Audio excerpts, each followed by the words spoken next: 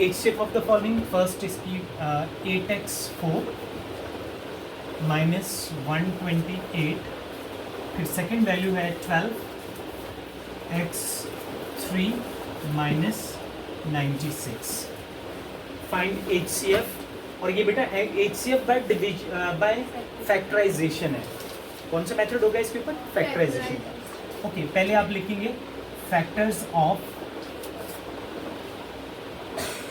8x4 minus 128। पहले हम इसके फैक्टर्स बना लेंगे। फैक्टर्स में पहले सबसे चेक करो कि इसमें कुछ कॉमन है, दोनों में कोई चीज़ कॉमन है, दोनों में सेम कुछ सेम है।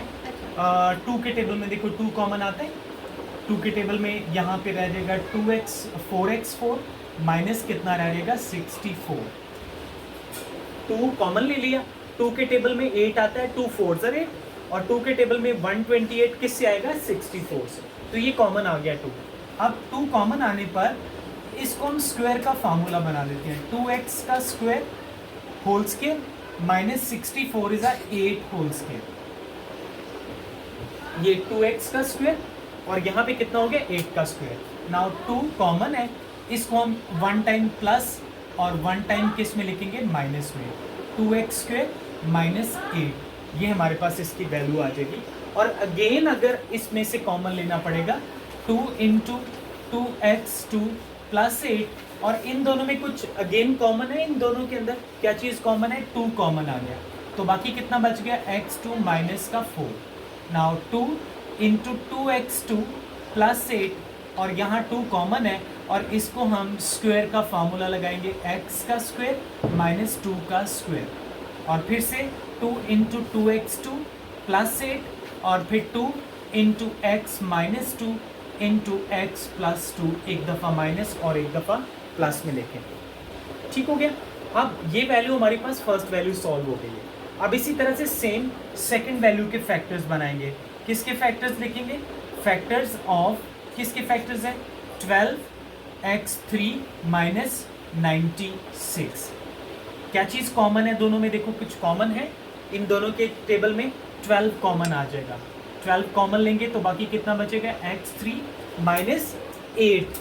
12 के टेबल में 96 किससे आएगा? 8 से आएगा। 12 8 are 96। नाउ क्यूब का फार्मूला इस पे लगेगा, 12 इंटू एक्स का क्यूब माइनस 2 का क्यूब आ जाएगा, और इसका क्यूब का फार्मूला बनाएंगे तो हमारे पास आ जाएगा x माइनस 2, फिर आएगा x का स्क्वायर प्लस फर्स्ट वैल्यू क्या लिखी हुई है हमारे पास? x, और सेकंड वैल्यू क्या लिखी हुई है? First value x multiply second value 2, फिर 2 का कितना आ जाएगा? स्क्वायर आ जाएगा, 2 का स्क्वायर।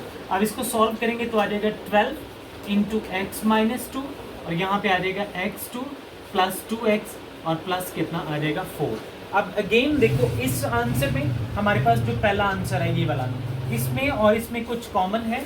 दोनों में देखो ये 2 और ये 2 कितना हो गया? 4, और इसमें भी 4, तो हमारे पास कॉमन कितना आ जाएगा? 4 कॉमन आ जाएगा। कॉमन मल्टीपल्स पहले हम लिखेंगे यहाँ पे कॉमन फैक्टर्स। कॉमन फैक्टर्स कितने होंगे? कौन कौन से कॉमन फैक्टर होंगे? एक तो 4 कॉमन फैक्टर होगा, फिर और क्या कॉमन होगा? x माइनस 2 कॉमन होगा, x माइनस 2, तो ये हमारे पास कॉमन फैक्टर आ गए। अब और कुछ कॉमन है इसमें? नहीं है। सो हमारे पास HCF आ जाएगा, हाईएस्ट कॉमन फैक्टर आएगा 4 इंटू एक्स माइनस 2, ये इसका आंसर आ जाएगा 4 इंटू एक्स माइनस 2। सो ये इसका आंसर है।